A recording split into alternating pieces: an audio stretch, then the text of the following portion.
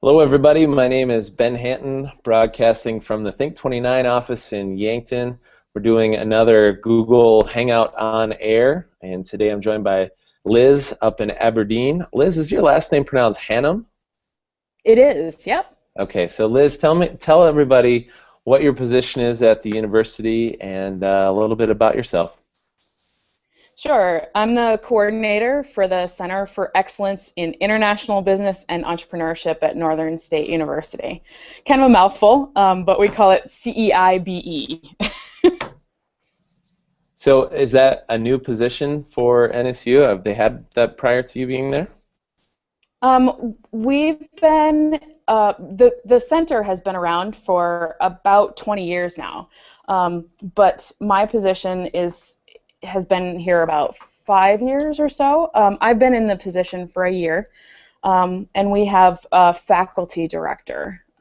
So it's kind of new. The entrepreneurship side of it just added about a year and a half ago. So we're still in the fledgling process of creating the entrepreneurship program. Well, that's good. I mean, I think the truth about any entrepreneurship community is that they just have to start. You can fix a lot of things later, but you have to start at some point, so kudos there. Definitely.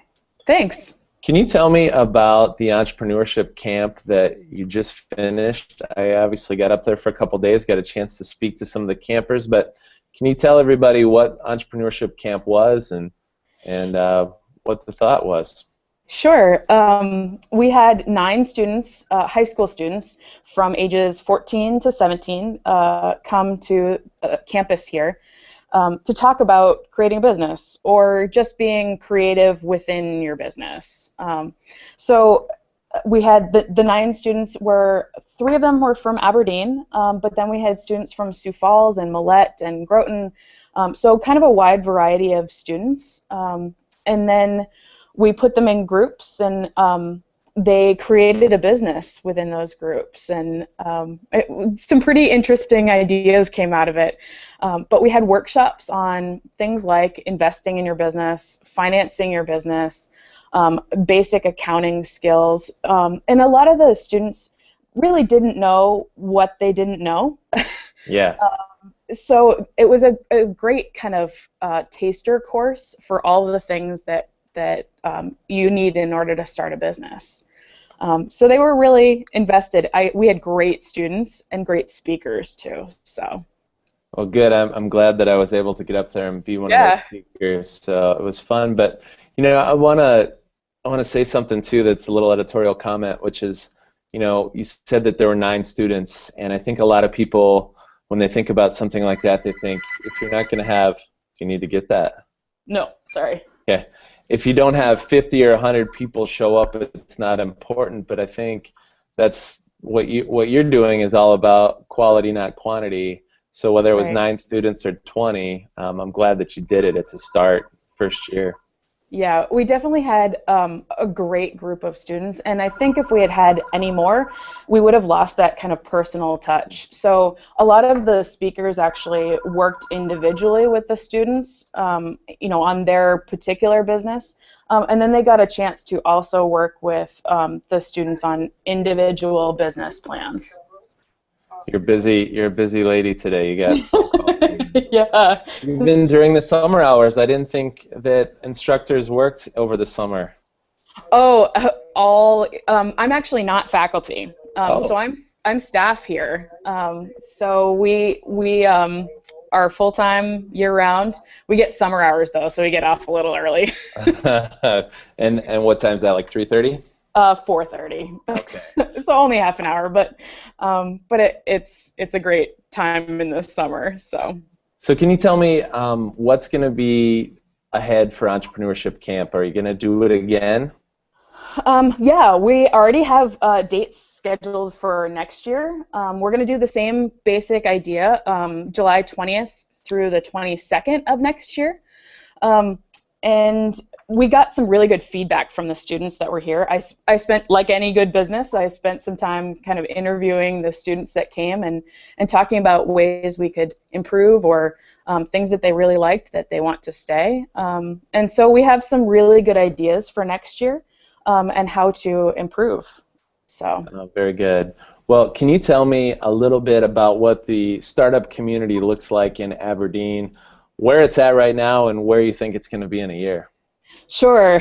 It's pretty fledgling at the moment. You know, there's lots of little groups that are doing things, but there's no centralized location for that. So there's 5 or 6 people that get together for coffee here. You know, people that start talking about businesses at the Red Rooster, the coffee shop in town, here and there. So we really are kind of just really starting. Yeah. So I'm working with a couple of students and some entrepreneurs in town here that are we're creating this little business like Think 29, but more on the event side than the media side of things. To kind of try and bring all those little tiny fledgling groups together and start something. So I'm hoping that in a year that we'll have a good following. You know, we have our first event scheduled for September, and then we'll do kind of a similar startup drinks kind of thing every month. Build a following and hopefully get some good traction for some bigger events in the future. Well, that's great. So, you know, one of the interesting things about Aberdeen, and you and I have talked about this already, but Yeah. you know, when I drove up to Aberdeen for an entrepreneurship camp, I realized how, I don't want to say isolated it is, but in terms of being on the interstate, it's not. Right. It's a good hour off the interstate. And so, does that create challenges for you, or is that a feature or a strength that you kind of have a community that's locked there, so to speak, or do you find any synergies with other communities? It's definitely a challenge. You know, just to get people here is, you know, it's an hour off the interstate, so they have to make a 2-hour round trip just to visit us.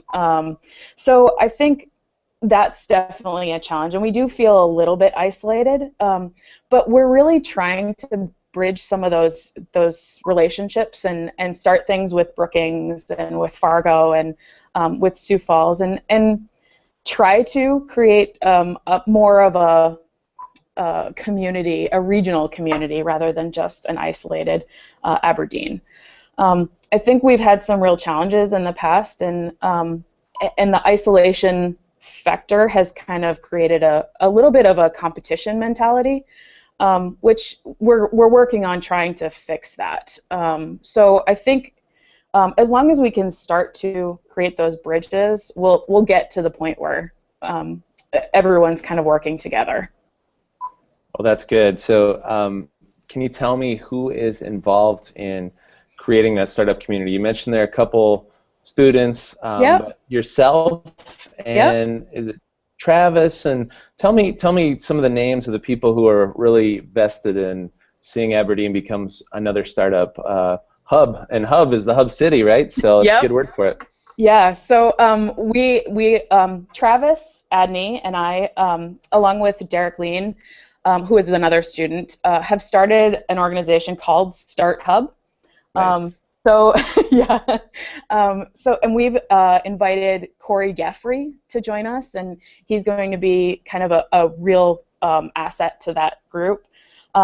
People in the CART, which is the Community Action Resource Team, which is kind of the very chamber focused. They're going to be kind of an advisor group to us. So we've got people from the Aberdeen Development Corps, Downtown Association, the Chamber, kind of a wide variety of people that have really tried to invest it. I don't know, Brad Feld calls it the feeders, the people that support the entrepreneurial growth in the city. They're really invested, and we've got quite a few real entrepreneurs that are starting to realize that, you know, they have to kind of connect together. So people like Brett Newton and Al Ward, they're really getting invested into this idea of just coming together and talking about ideas and challenges that they have, and kind of trying to help each other through those challenges. So we've got quite a few people that are invested into the idea. We just have to kind of create a solid plan. Yeah, and just get started and then improve, right? Yeah.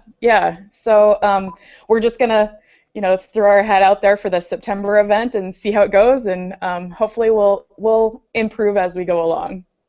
Well, I think I've learned a little bit more about Entrepreneurship Camp and about Aberdeen, and I hope that the rest of the region starts to notice Aberdeen as a place that's known for some startup activity, so I'm anxious to see what happens over the next year. Before we part ways here, Liz, is there anything that the Think 29 readers, listeners, viewers can do to help? I think ideas at this point, and then just showing up to some of our events. We'll stay in touch with you and post our events on your website at Think 29, and hopefully people will take interest and come up to Aberdeen to take the hour off the highway. Yeah, well, I think it's worth it, as I found out, and so I'm anxious to see what that looks like. So, well, Liz, thank you so much for spending time with us today, and hope to be in touch soon. Thanks for inviting me. Have a good day. You too. Bye-bye.